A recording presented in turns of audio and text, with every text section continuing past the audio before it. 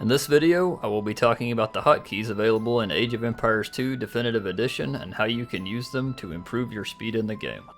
First, we will take a look at a few of the basic hotkeys.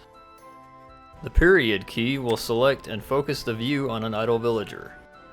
This functions the same as the button at the top of the interface.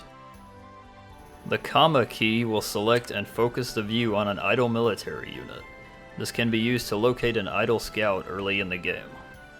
If you use Shift plus the period key, it will select all idle villagers and allow you to assign them to the same task.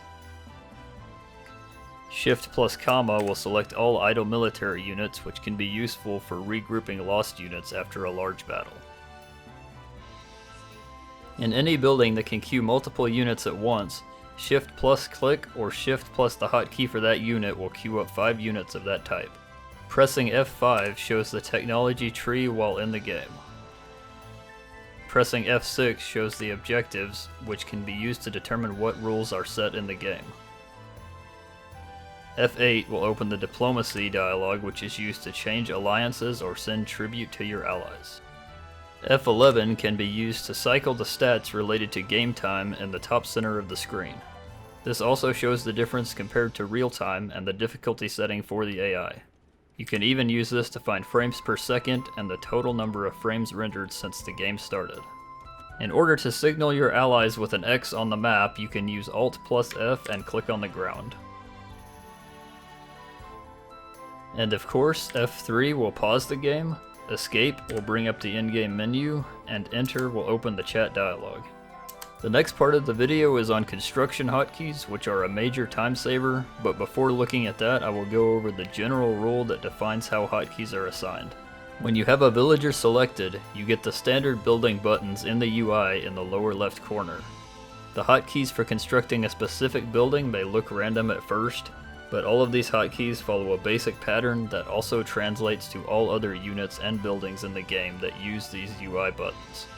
If you compare the top left part of a standard English keyboard layout with the default hotkeys for the buttons in the UI, you can see that each button logically maps onto a hotkey by row and left to right. So the button in the top left of the UI will always be activated by the Q key. To access the menu for constructing non-military buildings, you select a villager, then press Q.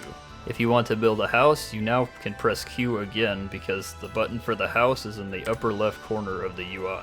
All buildings in this menu will follow these rules, so pressing Q followed by W will build a mill, Q followed by E will build a mine, Q followed by A will build a farm, and Q plus Z will build a town center once you reach the castle age. Now I will demonstrate the difference hotkeys make in my construction speed during a game. I'm going to build 3 buildings, a mill, a mine, and an archery range as fast as I can. First I'll use point and click with the mouse, and then I'll use hotkeys for constructing and compare the times.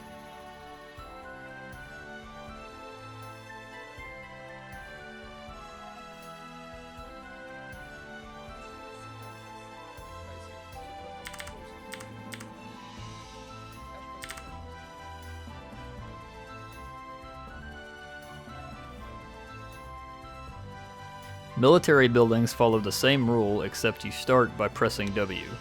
So W followed by Q builds a barracks, and W followed by W again builds an archery range if available.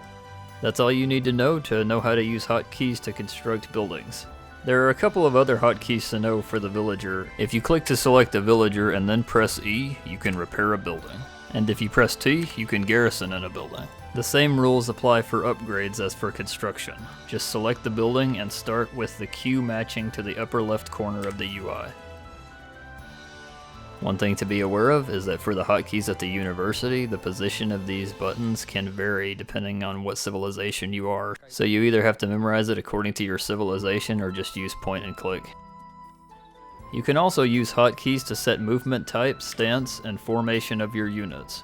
These hotkeys follow the same rules as discussed before.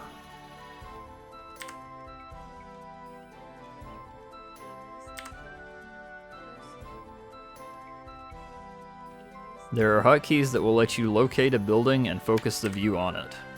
You can use this to locate whether you have that building, and it will cycle through all the buildings of that type if you continue to press the hotkey combination.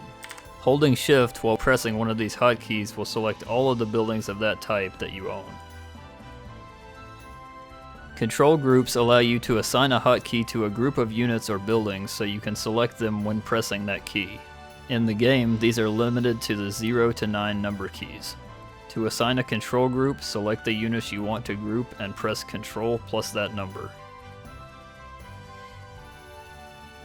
Then when you press that number again, you will select the same group of units. This is useful if you want to group like units together during an attack, so you can select all cavalry and map it to the number 1, then assign your siege units to the number 2.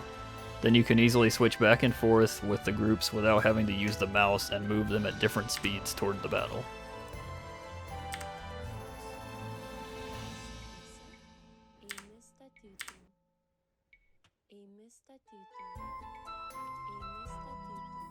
You can also assign buildings to a control group, then press the number to select those while you are away from your town. So you can put all your barracks onto 3 and all your stables onto 4, and shift the rally points and train units without looking back at those buildings.